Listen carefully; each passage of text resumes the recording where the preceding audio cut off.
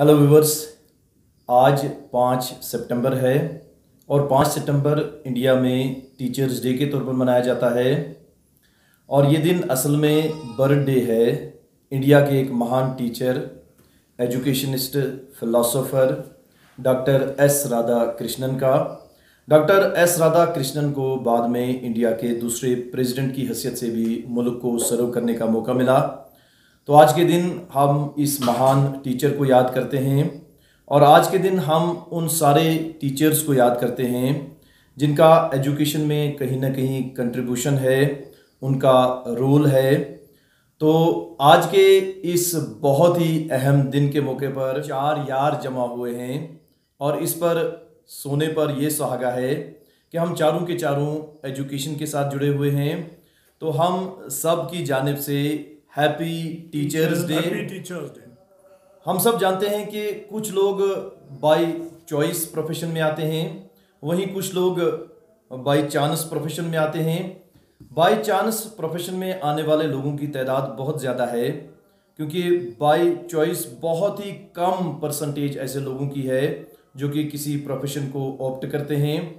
तो हम ये दावा नहीं कर सकते हैं कि हम बाय चॉइस इस प्रोफेशन में आए हैं, लेकिन हम एक फार्मूला को फॉलो करते हैं। वो ये है कि या तो आप प्रोफेशन को चूज़ कर लो, उसी प्रोफेशन को जो आपके दिल के करीब हो, जो आपके टेस्ट्स और इंटरेस्ट्स के साथ अलाइन हो। और अगर आप किसी दूसरे प्रोफेशन में चले गए हैं और आपके पास ये ऑप्शन नहीं है कि आप प्रोफेशन को चेंज कर पाएँ, तो you start loving your profession. तो हम इसी रूल पर काम कर रहे हैं कि हम अपने प्रोफेशन को ज़्यादा से ज़्यादा लव देने की कोशिश करते हैं, अटेंशन देने की कोशिश करते हैं, क्योंकि आप किसी ऐसी चीज़ से भी प्यार करना सीख सकते हैं जो आपके लिए आपके दिल के करीब ना हो। इसके लिए भी बहुत सारी टेक्निक्स हैं, साइकोलॉजी में टेक्निक्स हैं, न्यूरो लिंग्विस्टिक प्रोग्रामिंग में भी टेक्निक्स हैं। क्योंकि हम जैसी माइंड में अपनी किसी चीज़ के बारे में रिप्रेजेंटेशन बना लेते हैं तो हमारा बिहेवियर उस चीज़ के रिलेटेड फिर वैसा ही होता है। तो अगर हम माइंड में किसी चीज़ के लिए अच्छी रिप्रेजेंटेशन बना लें तो हम उस चीज़ को प्यार करना शुरू कर देंगे। तो हम उसी रूल को फॉलो करते हैं। तो मैं सबसे पहले आपको अपने दोस्तों से मुतारिफ़ करता हूँ, इनका आपको इंट्रोडक्शन दे देता हूँ। मेरे दाईं जानिब हैं मिस्टर एजाज़ अहमद भट्ट साहब, जो कि काफ़ी लंबे अरसे से एज रिसोर्स पर्सन काम कर रहे हैं डिपार्टमेंट ऑफ एजुकेशन में। इनको ब्लॉक लेवल पर, डिस्ट्रिक्ट लेवल पर, स्टेट लेवल पर और नेशनल लेवल पर भी एज ए रिसोर्स पर्सन काम करने का मौका मिला है। तो ये हमारे लिए एक वैल्यूबल एसेट हैं, वैल्यूबल रिसोर्स हैं। और इसके साथ साथ मेरे और एक्सट्रीम दाईं तरफ मुश्ताक अहमद हल्ला साहब हैं, वो भी उन्होंने काफ़ी लंबा उर्सा रिसोर्स पर्सन की हैसियत से काम किया और इन्होंने भी जोनल लेवल पर, ब्लॉक लेवल पर, फिर डिस्ट्रिक्ट लेवल पर और स्टेट लेवल पर और नेशनल लेवल पर भी काफ़ी प्रोजेक्ट्स के साथ ये जुड़े रहे। तो ये भी एक बहुत ही वैल्यूबल एसेट है हमारे लिए और एजुकेशन डिपार्टमेंट में उन्होंने बहुत ही अच्छा आज तक काम किया है। और मेरे बाएं जानिब मेरे कुलीग हैं मिस्टर मोहम्मद शफी शेख साहब, जो कि मेरे साथ ही मेरे स्कूल में काम करते हैं और इनकी जो एक्सपर्टीज़ है वो ज़्यादातर क्लासरूम के रिलेटेड ये बहुत ज़्यादा इफ़ेक्टिव है। इनकी टीचिंग लर्निंग जो है वो बहुत ज़्यादा इफ़ेक्टिव है क्लासरूम की लेवल तक।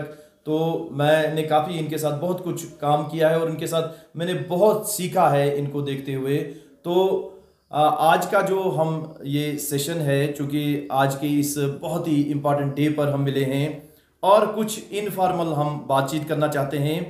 तो चूँकि आजकल एक बहुत ही इम्पॉर्टेंट टॉपिक जो है, जिसको हम एक हॉट टॉपिक भी कह सकते हैं, वो है NEP, नेशनल एजुकेशन पॉलिसी या नेशनल पॉलिसी ऑन एजुकेशन जो है वो इन दिनों बहुत चर्चा में है।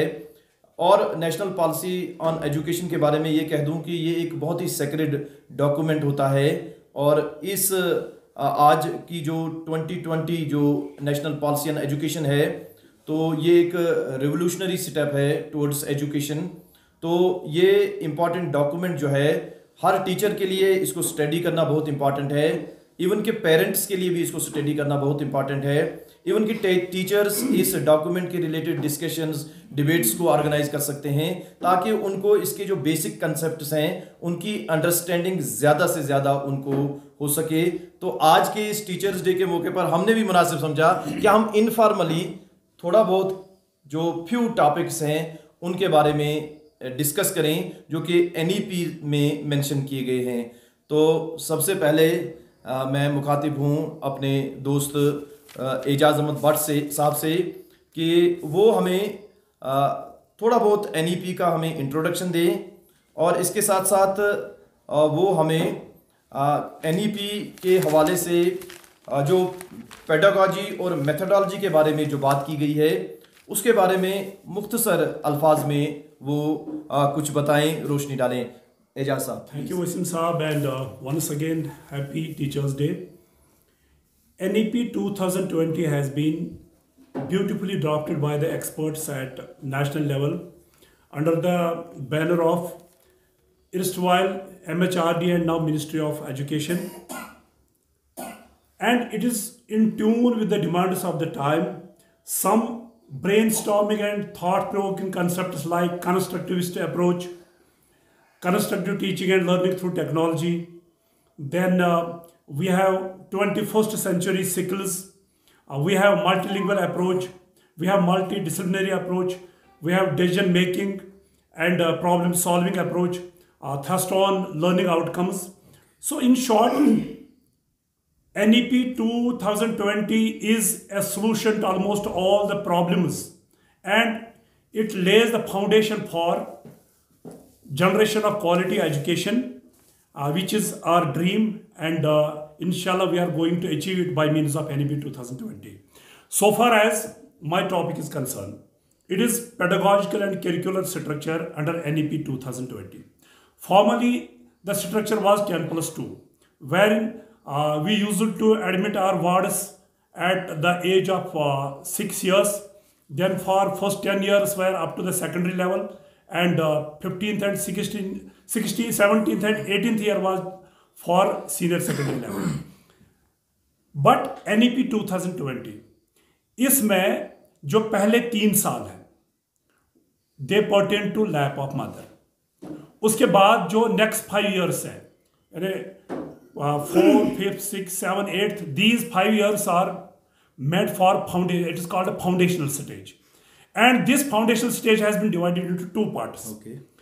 One part is that is for nursery, lower KG and upper KG, and next part is for class first and class second.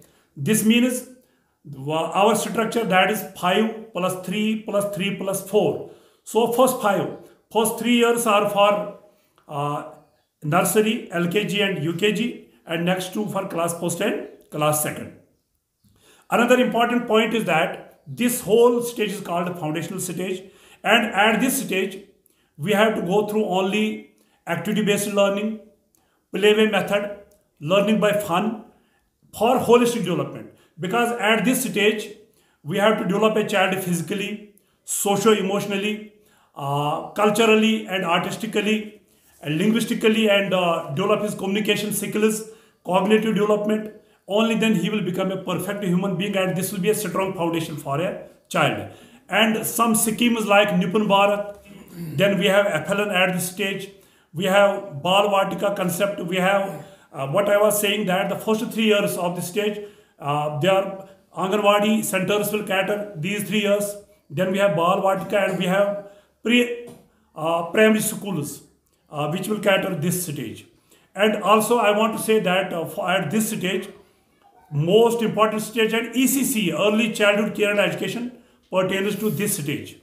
And next 3 years are, that is class 3rd, 4th and 5th. It is age group from 8 to 11 years. And at this stage, the thrust is on experiential learning, discovery, exploration, and light introduction of subject-based this curriculum. Then we have next stages. It is class 6, 7th and 8th. Class 3rd, 4th and 5th is basically preparatory stage, and class 6th, 7th, 8th is middle stage. And it is age group is, as I already told you, 11 to 14 years. At this stage, thrust is on integrated approach to cater various learning styles, and it is subject-based curricular and pedagogical structure. This means mathematics, science, humanities, all the subjects will be introduced perfectly at this stage. And the last stage is, that is secondary stage. This stage is from 14 years to 18 years, and it will cater class 9, 10th, 11 and 12th. At this stage, there will be choice of subjects, which is very important at this stage. Multidisciplinary approach and multilingual approach will be at this stage will be introduced. And most importantly, at this stage, critical thinking and creativity will be the most important topics. So far as the choice of subjects is concerned, that means there will be soft boundary between the subjects. Yes, no hard separation between subjects. Okay. You are absolutely right, sir. So I think that 5 plus 3 plus 3 plus 4 structure is very, as I already told you, artistically it has been introduced in NEP 2020, and the goals of quality education will be achieved. And most probably in our former structure, there was not this nursery, LKG and UKG class. But ECC has been given the most importance in this scheme, and this will make a strong foundation for the rest of the classes, sir. Thank you very much. तो structure के बारे में बात हुई कि NEP ने क्या structure suggest किया है, और इसके साथ साथ जो पेडागॉजी है, पेडागॉजिकल अप्रोच हैं, इन सारी चीज़ों को इम्प्लीमेंट करने के लिए, तो उसके बारे में भी आपने ब्रीफली सुना। तो अब मैं अपने दोस्त, अपने साथी मोहम्मद शफ़ी साहब से मुखातिब हूँ कि वो चूँकि इंक्लूसिव एजुकेशन भी इसमें NEP 2020 में एक बहुत ही अहम इशू है, टॉपिक है, तो इस पर भी NEP में बात हुई है, डिटेल में बात हुई है। तो आप ज़रा हमें इंक्लूसिव एजुकेशन के बारे में हमारे व्यूवर्स को बताएं कि NEP इसके बारे में कैसे इस पर लाइट डालती है, और क्या NEP ने अप्रोच अडॉप्ट किया है इंक्लूसिव एजुकेशन के हवाले से। जी वसीम साहब, शुक्रिया, बहुत बहुत सभी दोस्तों का बहुत बहुत शुक्रिया। बेसिकली अगर हम बात करें तो based on human rights approach की अगर बात करें तो ह्यूमन राइट्स अप्रोच को कंसिडर करते हुए NEP 2020 ने बड़ा एम्फेसिस किया है दिस इंक्लूसिव एजुकेशन और इक्विटेबल। तो इसमें सबसे पहली बात हमें सोच लेनी चाहिए वसीम साहब की, वो ये है कि अगर हमारा मिशन जो है वो है एजुकेशन फॉर ऑल, बिल्कुल, तो डेफिनेटली हमारा गोल जो होना चाहिए वो होना इंक्लूड ऑल, बिल्कुल सबको। तो उसके लिए फिर जो हमारी एम बनती है उस हिसाब से यही कंसिडर किया है NEP 2020 ने। जो हमारा एम बनता है तो वो एम यही है to create inclusive environment, inclusive society, bring all the, हमें इंक्लूसिव सोसाइटी जो है वो प्रिपेयर करनी है। क्योंकि मैं एक छोटी सी मिसाल दूंगा वसीम साहब, अगर कल एक नॉर्मल स्कूल से कल कोई बच्चा जाता है, बिल्कुल, तो उसको कहीं ना कहीं सर्व करना है सोसाइटी में, बिल्कुल, क्योंकि सोसाइटी जो बाहर है वो इंक्लूसिव है, बिल्कुल। तो डेफिनेटली जहाँ पे कहीं पे उसे कोई स्पेशली एबल्ड आएगा, कोई भी पर्सन जो स्पेशली एबल्ड आएगा, तो डेफिनेटली उसमें जो है वो शायद उसको उस लेवल पे सर्व नहीं कर पाएगा। या अगर किसी स्पेशली एबल्ड स्कूल में किसी बच्चों को हम उनका दाखिला करेंगे या स्पेशल ट्रेनिंग्स उनको देंगे, और उसके बाद अगर उनको कल सर्व करना है तो इंक्लूसिव सोसाइटी में सर्व, वो एक स्पेसिफिक एनवायरनमेंट में वो ग्रो होंगे, लेकिन उन्हें परफॉर्म करना है ये इंक्लूसिव सोसाइटी में। लिहाजा ये हमारी मजबूरी भी बनती है कि जो सोसाइटी हमारी हो वो बड़ी इंक्लूसिव सोसाइटी हो, और ये इंक्लूसिव सोसाइटी तभी पॉसिबल है हमारे लिए। इसीलिए NEP 2020 का बड़ा एम्फेसिस है इस पे, क्योंकि जो हम कहते हैं कि जो हर कोई इंडिविजुअल है, जो हर कोई पर्सन है, उसे एक इक्वल अपॉर्चुनिटी मिलनी चाहिए to dream, to thrive, to contribute in the nation, to grow and to progress. बिल्कुल, yes. तो ये बात बहुत ज़रूरी है। इसलिए जो हमें इंक्लूसिव सोसाइटी बनानी है उसके लिए ज़रूरी है, क्योंकि ये कहा जाता है children that learn together learn to live together. बिल्कुल, तो ये लर्न टुगेदर बड़ा इंपॉर्टेंट है। Yes, important. तो ये लर्न टुगेदर बड़ा इम्पोर्टेंट है, और इसके लिए हमें जो है बहुत काम करना है, और इसमें जो NEP 2020 ने इस पे बहुत सा काम किया है। NEP 2020 के हिसाब से अगर हम देखें तो सबसे पहले हमें गैप्स को कम करना है, क्योंकि अभी बहुत सी गैप्स हैं हमारी। देखिए, अगर हम देखेंगे तो हमारी जो फिजिकल गैप्स हैं, एक्सेस वाली गैप्स हैं, चाहे वो इंफ्रास्ट्रक्चरल गैप्स हो, चाहे वो लर्निंग लेवल की गैप्स हो, उन गैप्स को हमें कम करना है। उसके बाद अगर हम देखेंगे तो जो पार्टिसिपेशन है, स्टूडेंट्स का जो पार्टिसिपेशन होता है उसमें भी हमारी गैप्स है, और जो हमारी एक्सपेक्टेड लर्निंग आउटकम्स होती हैं उनमें भी गैप्स है। तो इंक्लूसिव बनाने के लिए हमें ब्रिज करना है, इन गैप्स को हमें ब्रिज करना है। सबसे पहले हमें इन जो ये गैप्स बनी हुई है, इन गैप्स को हम ब्रिज करना है। जैसे अगर हम इंस्ट्रक्शनल की फिजिकल गैप्स की बात करेंगे तो हमें जो इंस्ट्रक्शनल बैरियर्स हैं उनको हमें दूर करना है, उनको हमें देखना है कि कौन सी इंस्ट्रक्शनल बैरियर्स हम जो खड़े करते हैं क्या वो अप्रोप्रिएट है, क्या वो हर इंडिविजुअल के लिए इंडिविजुअली स्पेसिफिक है या नहीं है। जैसे इंफ्रास्ट्रक्चरल गैप्स हैं, अभी भी बहुत से इंफ्रास्ट्रक्चरल गैप्स हैं, अभी भी बहुत से स्कूल्स हमारे ऐसे हैं जिनमें DFDs नहीं है, जिनमें हैंड रैलीज नहीं है, जिनमें रैप्स नहीं है। तो ये जो इंफ्रास्ट्रक्चर हमें बिल्ड करना है स्कूलों को, तो ये गैप जो है इस पे NEP ने काम किया है और इस गैप को हमें ब्रिज करना है। या हमारी एक्सेस गैप्स हैं, जो हमारी और एक्सेस गैप्स हैं, जो हमारे एटीट्यूडनल बैरियर्स हैं, बहुत से एटीट्यूडनल बैरियर्स भी हमारे दरमियान आ जाते हैं, तो उनको हमने चेंज करना है, वो गैप हमने फिल करनी है। जो हमारी और पार्टिसिपेशन गैप्स है, देखिए हमें हर लर्नर को पार्टिसिपेट कराना है, बिल्कुल everybody is important, every individual is important, हमें हर को पार्टिसिपेट कराना।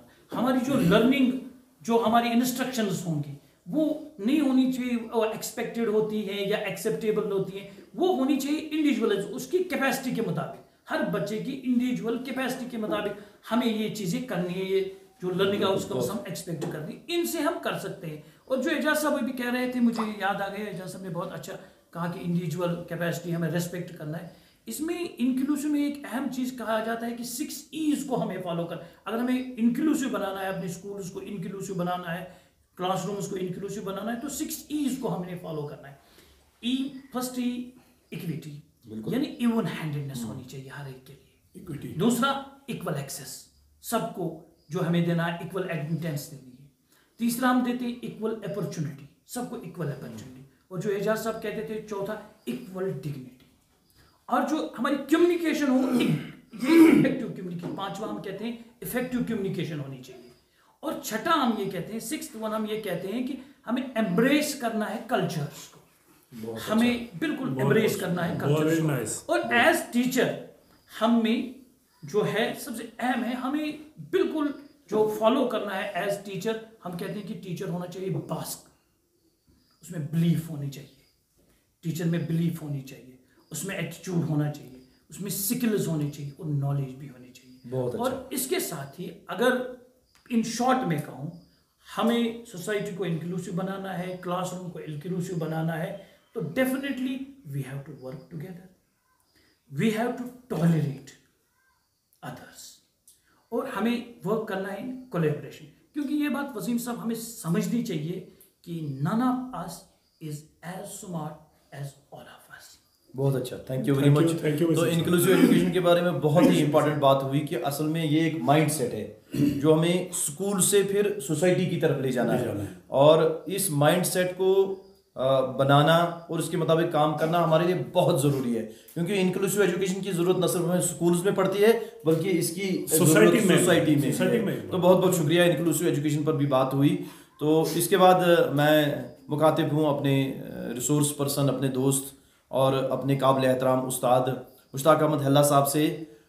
ये ब्रीफली कि NEP में टेक्नोलॉजी की भी बात हुई है, क्योंकि आजकल हम टेक्नोलॉजी के दौर में रह रहे हैं और हम हर काम के लिए टेक्नोलॉजी को यूज़ करते हैं और अपने काम को टेक्नोलॉजी के ज़रिए से इफ़ेक्टिव बनाते हैं, ज़्यादा पर्पसफुल और मीनिंगफुल बनाते हैं। तो एजुकेशन में हम टेक्नोलॉजी का कैसे यूज़ करेंगे और टेक्नोलॉजी को बरोकार लाकर हम कैसे टीचिंग लर्निंग प्रोसेस को ज़्यादा इफ़ेक्टिव बना सकते हैं, मुश्ताक अहमद हल्ला साहब। थैंक यू वसीम साहब। अस्सलाम वालेकुम वरहमतुल्लाहि वबरकातुहू। First of all happy teachers day to all. Happy teachers day once again. बहुत ही अच्छा टॉपिक है टेक्नोलॉजी का, क्योंकि अगर हम देखेंगे आजकल हर एक फील्ड पर टेक्नोलॉजी का हो। बिल्कुल, यस। अगर हम घर में देखेंगे तो हमारे घर वाले टेक्नोलॉजी को इस्तेमाल में ला, बिल्कुल कुकिंग के लिए टेक्नोलॉजी इस्तेमाल हो रही है, वॉशिंग के लिए टेक्नोलॉजी इस्तेमाल होती है, स्मार्ट टीवीज़ हमारे घर में लगे हैं। सारा कुछ अगर हम देखेंगे तो टेक्नोलॉजी पे ही चल। बिल्कुल सही बात है। तो ऐसा क्यों नहीं हो सकता है कि हम इस टेक्नोलॉजी को हमारी टीचिंग लर्निंग पर्पस को बेटर बनाने के लिए इस्तेमाल करें।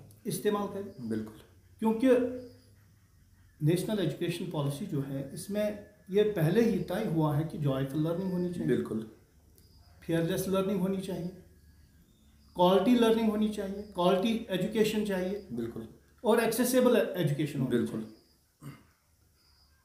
तो अगर हम देखेंगे अपने इस इंफ्रास्ट्रक्चर को, इस मॉडर्न टेक्नोलॉजी है, हमें एंशंट कल्चर को चेंज करना है, बिल्कुल, हमें मॉडर्न टेक्नोलॉजी को इस्तेमाल में लाना है। बिल्कुल, ट्रेडिशनल चेन से बाहर निकलना। बिल्कुल, हमें निकलना है बाहर।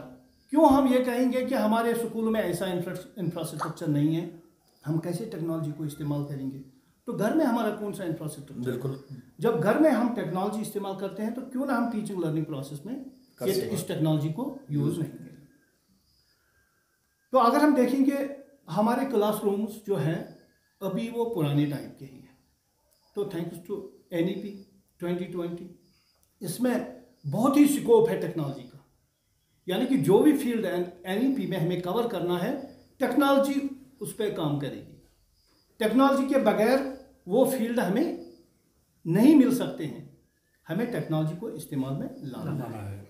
देखो हमारे पास अगर हम देखेंगे, अगर हम इस टेक्नोलॉजी को इस्तेमाल करेंगे तो हमारा रिसोर्स बन जाएगा। एक टीचर एक लेसन 30 दिन में 30 बार उसको पढ़ाना पड़ता है। अगर वो टेक्नोलॉजी के थ्रू वो लेसन को सिंक्रोनाइज करे, चाहे ऑनलाइन करे या ऑफलाइन करे, वो तो रिसोर्स हमेशा के लिए रहे, हमेशा के लिए वो उसी लेसन को डिस्प्ले करके बच्चों तक पहुंचा सकते हैं। तो आप देखो अगर टेक्नोलॉजी बरोई कार नहीं लाते हम पैंडेमिक 19 में, बिल्कुल, बिल्कुल, तो बहुत सारे ऐसी कंट्रीज भी है जिनका एकेडमिक सेशन ज़ाया हो गया, 2 साल के बाद उनको एग्जामिनेशन का मौका मिला, बिल्कुल, एवेल्युएशन का मौका मिला। तो हमारी जो कंट्री है ये आगे बढ़ रही है। बिल्कुल। तो हमारे इस देश में हमने कोई भी ये सेशन हमारा कोविड ने तो कम से कम इस चीज को प्रूव कर दिया कि हमारे पास जो टेक्नोलॉजी है ये एक बहुत ही इंपॉर्टेंट टूल है, बहुत ही इंपॉर्टेंट, जिसको हम यूज करके अपने काम को इफेक्टिव बना सकते हैं, या ये एक अल्टरनेट हमें प्लेटफॉर्म प्रोवाइड करता है काम करने का। तो NEP में सबसे बड़ी बात जो है ये इंटीग्रेटेड अप्रोच। तो इसमें हम NEP में अगर हम देखेंगे, हम टीचर की जो लर्निंग कैपेसिटी है या कॉम्पिटेंसी है उसको डेवलप भी कर सकते हैं। बिल्कुल, दीक्षा है, घर बैठे एक टीचर लर्न कर रहा है, ऑनलाइन कोर्सेज अवेलेबल है, दूसरा कंटेंट भी उसमें अवेलेबल है, और भी बहुत सारा। मेरे कहने का मतलब यही है कि अगर हम टेक्नोलॉजी को बरोई कार लाएंगे, बिल्कुल, तो हमारी कॉम्पिटेंसी लेवल घर बैठे बढ़ जाएगी। हमारे न्यू अप्रोचेस जो है हम इनको इंट्रोड्यूस या इम्प्लीमेंट कर सकते हैं अपने स्कूलों में। तो हमारे बच्चों की तरफ अगर हम ध्यान देंगे, बच्चों में इतना टैलेंट है, वो पसंद करते हैं इस जॉयफुल लर्निंग को, वो पसंद करते हैं, और बच्चे डिजिटल टेक्नोलॉजी के साथ ऑलरेडी कनेक्टेड हैं, ऑलरेडी बच्चे, क्योंकि वो एक इस दौर में उनका जन्म हुआ है कि उस दौर में टेक्नोलॉजी का दौर क्योंकि टेक्नोलॉजी हर तरफ है, तो बच्चे ऑटोमेटिकली टेक्नोलॉजी के साथ कनेक्टेड हैं। सबसे बड़ी बात एब्स्ट्रैक्ट कांसेप्ट्स को सिखाने का सबसे अच्छा तरीका है टेक्नोलॉजी। वही तो मैं कह रहा हूँ। देखो अगर हम सोलर सिस्टम की बात करें, अगर हम एक टीचर को कहेंगे कि बच्चों को सोलर सिस्टम पढ़ाओ जी, तो बहुत मेहनत करने के बाद भी वो कंक्रीटाइजेशन नहीं बच्चों में ला सकता है। बिल्कुल, लेकिन अगर वो टेक्नोलॉजी का सहारा ले तो इन वन को बच्चों को ये सारा कुछ कंक्रीट नजर आएगा, बिल्कुल सिखाया जा सकता है। हाँ बिल्कुल। अगर हम फोटोसिंथेसिस की बात करेंगे, अगर हम डाइजेशन की बात करें, क्योंकि बच्चे के जहन में अभी ये नहीं है कि इंसान के अंदर क्या हो रहा है, लेकिन टेक्नोलॉजी ऐसा सोर्स है कि वो बिल्कुल बच्चे को ये कंक्रीट मेथोडोलॉजी दे रहा है। एक तो कंटेंट को इफेक्टिव बनाया जा सकता है, दूसरा बच्चे के साथ कम्युनिकेशन भी इससे इफेक्टिव रह सकती है, उसको फॉलो किया जा सकता है, असाइनमेंट जो हमारे प्रोजेक्ट्स वगैरह है बन जाता है, जॉयफुल लर्निंग, और ये किसी लर्निंग तो स्टाइल बच्चा को कैटर भी कर सकता है, बिल्कुल गले लगा सकता है इस मेथड को। तो इसलिए मैं ये कहना चाहता हूँ कि टेक्नोलॉजी को हमें छोड़ना नहीं है। बिल्कुल, हमें ये नहीं सोचना है कि हमारे स्कूलों में पहले इंफ्रास्ट्रक्चर डेवलप हो जाए तो फिर हम टेक्नोलॉजी को इस्तेमाल में लाएंगे। नहीं, हर एक टीचर को मेरी रिक्वेस्ट ये है और मेरी सजेशन भी है कि हर एक टीचर को टेक्नोलॉजी का सहारा लेना चाहिए और अपने स्कूलों में टीचिंग लर्निंग प्रोसेस को कंक्रीट बनाने के लिए टेक्नोलॉजी को इस्तेमाल में लाना। बहुत ही तो मुझे लगता है कि कंटेंट से कॉम्पिटेंसी की तरफ शिफ्ट करने के लिए टेक्नोलॉजी का बहुत अहम रोल है। बहुत ही तो टीचर्स को इसके बारे में बहुत ओपन माइंडेड रहना होगा। बच्चे तो ऑलरेडी टेक्नोलॉजी के साथ कनेक्टेड हैं, वहाँ तो कोई हमें इशू नहीं टीचर्स को ग्रो होना है। हाँ, टीचर्स को ग्रो होना है, टीचर्स को थोड़े बहुत उनको एफर्ट्स पीछे नहीं लगाने बैठना हैं है। और वो इस टूल का बहुत ज्यादा अच्छे से टीचर्स को इस्तेमाल कर पीछे सकते नहीं हैं। बैठना है, अब मैं- टीचर्स को टेक्नोलॉजी को आगे लेना है और अब अपने मैं- आप पे इंट्रोड्यूस करना है पहले। वसीम साहब से गुजारिश करूंगा कि वो, चूंकि इनका जो प्रैक्टिकल बेस्ड एजुकेशन में बहुत ही ज़्यादा एक्सपर्टाइज है, तो मैं अब आपसे गुजारिश करता हूं कि आप जो कंस्ट्रक्टिविस्ट अप्रोच मैक्सिमम लोगों के लिए एलियन टर्म है, और जो एक्सपीरियंशियल लर्निंग है, जो बार बार जिसका जिक्र है एनईपी में, तो आप प्लीज़ जो हमारे व्यूअर्स हैं उनके लिए इनको थोड़ा बहुत अहम है सिंपल एक्सपीरियंशियल लर्निंग बड़ा। देखिए, एनईपी में जो एक्सपीरियंशियल लर्निंग और कॉम्पिटेंसी लर्निंग की बात की गई है, ये दो ऐसी टर्म्स हैं कि जिनको माना जाता है कि इस एनईपी में इनकी बहुत इम्पोर्टेंस है, न सिर्फ टीचर्स के लिए या जो एजुकेशन में जो दूसरे स्टेक होल्डर्स हैं उनके लिए, बल्कि पेरेंट्स के लिए भी या गार्डियंस के लिए भी ये दो टर्म्स बहुत ही इंपॉर्टेंट हैं और इनको जानना मुझे लगता है कि हर एक के लिए बहुत ही ज़रूरी है, बहुत इंपॉर्टेंट है। तो जहाँ तक एक्सपीरियंशियल लर्निंग की बात है या एक्सपीरियंशियल लर्निंग का ताल्लुक है, तो अगर हम सिंपल वर्ड्स में इस एक्सपीरियंशियल लर्निंग को डिफाइन करें, it simply means learning by doing, या एक दूसरी हम टेक्निकल टर्म भी इस्तेमाल करते हैं, हैंड्स ऑन लर्निंग, जहाँ बच्चा खुद लर्निंग को एक्सपीरियंस कर रहा हो, वो खुद लर्निंग में इन्वॉल्व होकर लर्निंग को एक्सपीरियंस कर रहा हो, लर्निंग या नॉलेज को कंस्ट्रक्ट कर रहा हो, ऐसी हम लर्निंग को एक्सपीरियंशियल लर्निंग कहते हैं। और मैं आपको ये देना चाहता हूँ कि एक्सपीरियंशियल लर्निंग हालांकि कोई नई टर्म नहीं है, पहले भी इसको यूज़ किया गया है। कॉब एक जो एजुकेशन के माहिर थे, उन्होंने ये थ्योरी दी थी, लर्निंग एक्सपीरियंशियल लर्निंग की थ्योरी उन्होंने दी थी 1984 में। तो एक बहुत ही इंपॉर्टेंट बात यह है कि जब हम बच्चे को लर्निंग एक्सपीरियंस में इन्वॉल्व करते हैं तो बच्चा इनिशिएटिव लेने वाला बन जाता है, डिसीजन मेकर बन जाता है, क्योंकि उसको खुद डिसीजन लेना पड़ता है, इनिशिएट करना पड़ता है प्रोसेस। तो और बच्चे की क्रिएटिविटी जो है वो उभर कर सामने आती है और बच्चा खुद रिस्पॉन्सिबल बनता है अपने एक्शंस के लिए। जो आउटकम उसको निकल कर आता है उसके लिए वो रिस्पॉन्सिबल बनता है और उसमें उसको फिर मॉडिफिकेशन की भी गुंजाइश रहती है, उसको मॉडिफाई करने का भी उसको मौका मिलता है और इस तरह से बच्चा जो है वो लाइफ लॉन्ग लर्नर बनता है।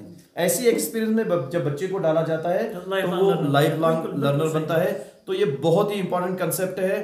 लेकिन यहाँ एक सवाल उठता है, इंक्रीज हो जाता है इससे। यहाँ एक सवाल उभर कर सामने आता है जो कि अक्सर लोगों ने ये सवाल उठाया भी है, क्या सारे टॉपिक्स को एक्सपीरियंशियल लर्निंग से पढ़ाया जा सकता है? जी जी, तो ये बहुत ही अच्छा क्वेश्चन है।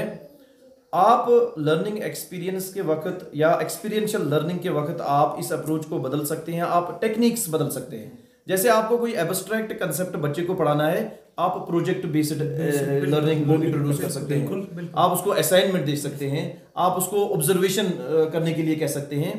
तो आपके पास चूंकि टूल्स बहुत सारे हैं तो कंटेंट और सब्जेक्ट के हिसाब से आप अपने टूल को चेंज कर सकते हैं। हाँ, और जितना आप कोशिश करेंगे, जितना टीचर कोशिश करेगा वो उतना ज्यादा इस एक्सपीरियंशियल लर्निंग को यूज कर सकता है, इसको इम्प्लीमेंट कर सकता है अपनी टीचिंग लर्निंग प्रोसेस में।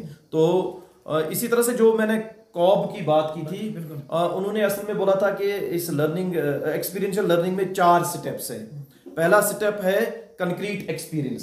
जब बच्चा किसी चीज को एक्सपीरियंस करता है, वो एक्शंस में इन्वॉल्व हो जाता है, काम में इन्वॉल्व हो जाता है, इस स्टेज को उसने कहा कि ये कंक्रीट एक्सपीरियंस है, जब बच्चा एक्सपीरियंस गेन करता है। इसके बाद उसने कहा कि रिफ्लेक्टिव ऑब्जर्वेशन। इसके बाद बच्चा जब उस काम को देखता है, उसको ऑब्जर्व करता है, तो उसको लगता है कि कहाँ मुझे अच्छे से करना था, कहाँ मैंने अच्छे से नहीं किया, कहाँ मुझे इम्प्रूवमेंट की गुंजाइश इसमें अभी बाकी है। तो ये एक उसको सेल्फ इवैल्यूएशन, हाँ, इसको ये रिफ्लेक्शन करने का उसको मौका मिलता है, अपने ही काम को वो रिफ्लेक्ट करता है। और उसके बाद उसके पास एक एब्स्ट्रैक्ट कंसेप्चुअलाइजेशन का सेटअप आ जाता है। जब उसके पास एक नया कंसेप्ट बन जाता है कि कहाँ मुझे अच्छा करना था, वो अच्छा जब उसने इंटीग्रेट किया तो एक नया कंसेप्ट बना। और उसके बाद फिर एक्टिव एक्सपेरिमेंटेशन का स्टेज आता है, जब इसी जो नया कंसेप्ट उसने बनाया उसको लेकर वो फिर दोबारा से इसको इंप्लीमेंट करता है। तो इस तरह से एक साइकिल बनता है। तो इस साइकिल में उसे लर्निंग का बहुत ज्यादा मौका मिलता है, और ऐसी लर्निंग का जिसको वो खुद एक्सपीरियंस करता है। नहीं तो नॉर्मली हमारे जब टीचर डिलीवरी करता है किसी लेक्चर की, किसी टॉपिक की, उसमें स्टूडेंट्स जो है वो एक्टिव पार्टिसिपेशन उनकी नहीं होती है, पैसिव लिसनर्स होते हैं। तो उसमें उनको सिचुएशन में अपने आप को डालने का मौका नहीं मिलता और उनको कोई चीज एक्सपीरियंस करने का मौका नहीं मिलता। तो ये बहुत ही इंपॉर्टेंट कंसेप्ट है एक्सपीरियंशियल लर्निंग। टीचर्स को उसको डिटेल में स्टडी करना होगा, पेरेंट्स को इसको सीखना होगा, और इसको जितना बेहतर रंग में हम इंप्लीमेंट कर सकते हैं एक्चुअल क्लासरूम टीचिंग में, उतना ज्यादा हमारा बच्चा जो है वो लाइफ लॉन्ग लर्नर बन सकता है। और उसको न सिर्फ कंक्रीट लर्निंग हासिल हो सकती है, बल्कि वो एक फाइनल प्रोडक्ट जो होगा, जो हम सोसाइटी को दे रहे होंगे, उसके पास कंपिटेंसी होगी। वो तो चूंकि एक्सपीरियंशियल लर्निंग के साथ कंपिटेंसी बेस्ड लर्निंग भी जुड़ी हुई है। यानी कंपिटेंसी बेस्ड लर्निंग हम उस लर्निंग को कहते हैं जहां बच्चे के पास नॉलेज है, उसके पास स्किल्स हैं। इस नॉलेज और स्किल्स को जब वो एक्चुअल जो जब जाता है सोसाइटी में, फील्ड में जाता है, उसको इंप्लीमेंट करता है और बेहतर इसके रिजल्ट्स हमें मिलते हैं, तो this is known as competency based. तो क्या हम ये समझें कि बच्चा अपनी नॉलेज को कंस्ट्रक्ट करता है? बिल्कुल। देखिए, और कंस्ट्रक्ट करने के बाद जो पहले हमारा अप्रोच रहता था बिहेवियरिस्ट अप्रोच, बिल्कुल, जिसमें टीचर का काम ज्यादा होता है, बिल्कुल, यहाँ पे टीचर सिर्फ फैसिलिटेटर है, बाकी बच्चा अपनी नॉलेज को खुद कंस्ट्रक्ट करता है। देखिए एजाज साहब, ये हमें एज टीचर हमें ये मान के चलना पड़ेगा, और ये जरूरी भी है कि बच्चा जब हमारे पास आता है तो वो पहले ही प्रायरी कोई नॉलेज लेके आता है। ऐसा नहीं कि वो ब्लैंक आता है, नॉट ब्लैंक्स, जो कहते हैं ब्लैंक स्लेट, वो ब्लैंक स्लेट नहीं है, उसकी एक अपनी पहले ही नॉलेज आती है। तो उस नॉलेज को जब हम कुछ और कंसेप्ट्स उसको एक्सपीरियंस कराते हैं तो he keeps on building on that priori knowledge. Construction of knowledge takes place. So construction of knowledge Very takes nice. place Through experience. through experience. Through experience क्योंकि and उसकी skill जो based information और learning. Idea जो है उसके बीच एक important question है कि यहाँ अगर बच्चा खुद ही नॉलेज को कंस्ट्रक्ट करने में इन्वॉल्व हो जाता है तो टीचर का क्या रोल है? तो बहुत ही इंपॉर्टेंट क्वेश्चन है। असल में टीचर जो है वो प्रॉब्लम पोज करता है, वो बच्चे को पहले प्रॉब्लम पोज करता है जिसमें बच्चा अपने आप को फैसिलिटेशन। नंबर सेकंड, वो बाउंड्रीज सेट करता है, इस सारे प्रोसेस की वो बाउंड्रीज सेट करता है। और टीचर चूंकि एक नॉलेजेबल पर्सन होता है, एक्सपीरियंस्ड पर्सन होता है, वो बच्चे को ये भी इंस्ट्रक्ट करता है कि आप कौन सा सोर्स कंसल्ट करोगे, किस टाइप का सोर्स आपको ये इंफॉर्मेशन दे सकता है, और किस तरह से आप अपनी एक्सपीरियंस को ज्यादा एनहांस कर सकते हो। So this is the role of teacher in experiential learning. तो आज के इस 5 सितंबर के दिन पर मैंने जैसे कि पहले ही आपको बताया कि हमें मिलने का मौका मिला 4 यारों को, और 4 यार चूंकि एक ही प्रोफेशन के साथ जुड़े हुए हैं और हम अपने आप को खुशकिस्मत समझते हैं, either by choice or by chance that we are in this profession. क्योंकि वो मिर्ज़ा गालिब ने कहा है कि वो आदमी दुनिया का सबसे खुशकिस्मत आदमी है जिसका प्रोफेशन और जिसका टेस्ट जो है वो अलाइन हो जाए। चलो अगर हमारा टेस्ट प्रोफेशन के मुताबिक नहीं था, लेकिन हम इस टेस्ट को डेवलप करने की कोशिश कर रहे हैं। तो एक बार फिर हैप्पी टीचर्स डे। एनईपी को स्टडी करें, इसको अच्छे से इंप्लीमेंट करने की कोशिश करें, अपने बच्चे को एक्सपीरियंशियल लर्निंग का मौका दें और सोसाइटी को बच्चों के रूप में एक बहुत ही अच्छा प्रोडक्ट दें ताकि वो मुल्क के लिए, कौम के लिए सरमाया हो और मुल्क और कौम के वेलफेयर के लिए उनका रोल हो। तो आप सबका बहुत बहुत शुक्रिया। Thank you.